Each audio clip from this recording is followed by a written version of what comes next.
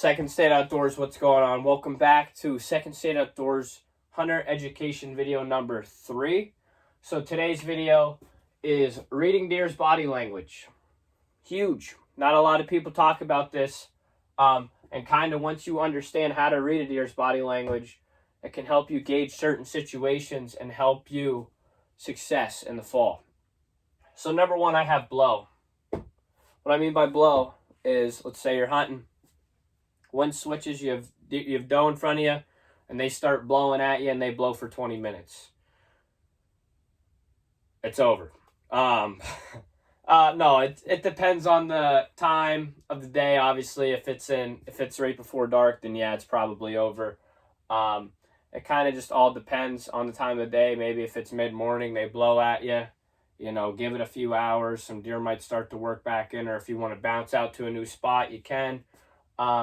But blowing, again, public enemy number one for me. I hate when deer blow at me. Makes me so mad.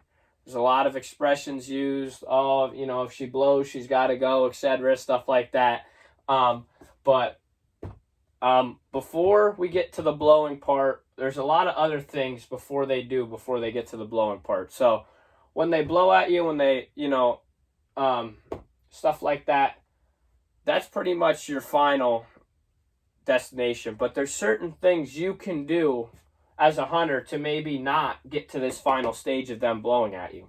So usually what happens, deer looks at you. They're going to do the first thing. They're going to stomp. They're going to use their head. So they're going to use their head first. So they're going to come out at you. They might be looking down. All of a sudden they look at you, and then they're going to stop. And they're going to kind of post up. And they're kind of going to want to puff their chest out, make themselves look a little big. Their ears are going to go up. When they were relaxed, maybe their ears were down or they were flickering them.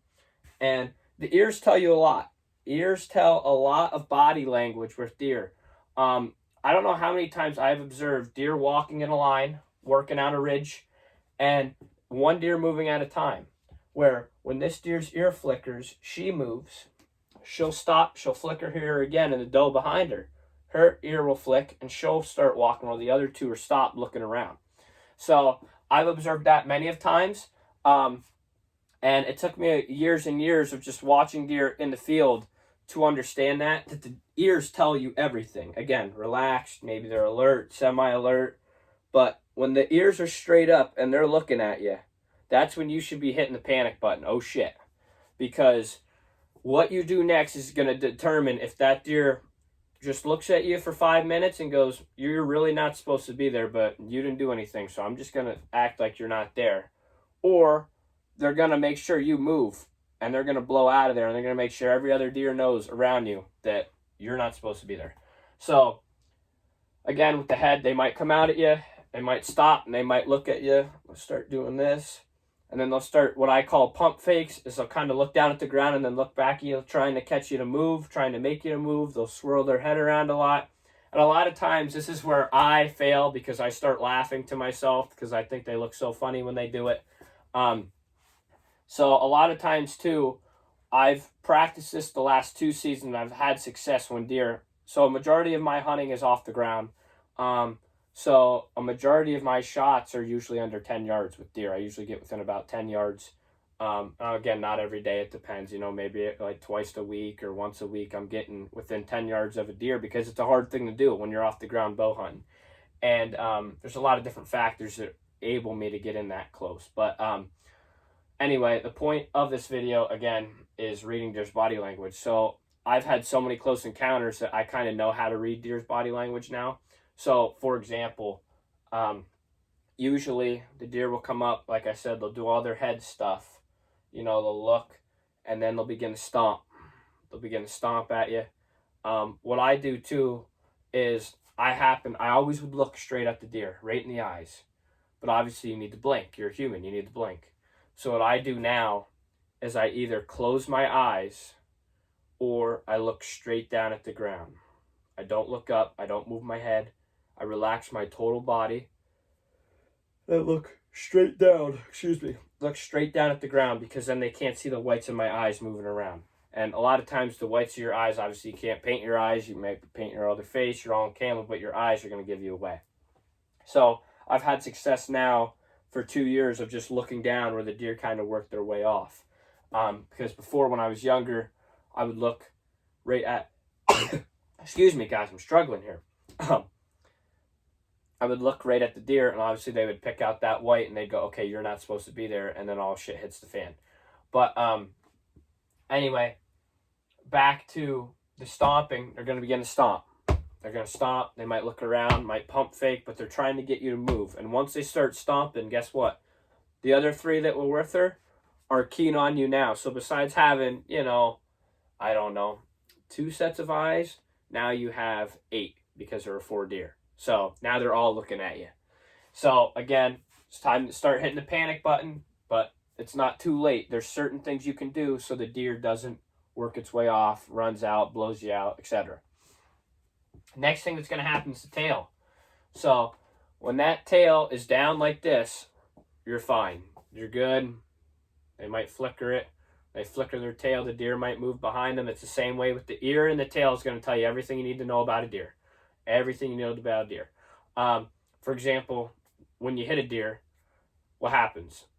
They're not running through the woods like this. If they are, it's probably a bad shot. Most of the deer that are hit good, their tails are down, their tails are dropped. So you see a lot of people in videos, and I was always taught, you hit a deer, and you're watching it run away. If it's hit good, its tail's going to be down because it's hurting good. It's a good shot. If its tail's up, it means, oh shit. And that doesn't necessarily mean you're not going to kill the deer if it runs away with its tail up. Again, everything happens so fast, and again, it just doesn't necessarily mean you're not going to kill the deer if its tail's up when you're running around. But obviously the tail shouldn't be, it's one of the indicators, but it's not the telltone indicator like blood, etc. But back to the tail, if that tail's up, they're alert. You need to be on your toes because they're alert. They know something's wrong. It's like you walking and somebody walking behind you, and you go like this. They're going to stop because they know something's not right. Again, if the tail's down, they're good.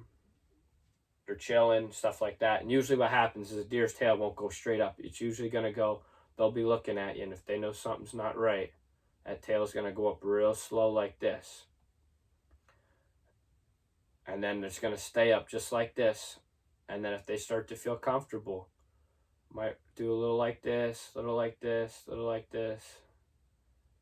But flickering like that, and then you'll be good. But if that tail comes up like this, 9 times out of 10, they're about to blow. They're about to get the heck out of Dodge. So that's not a good thing. But again, tail tells you everything you need to know. 2, let's say you spook out a deer.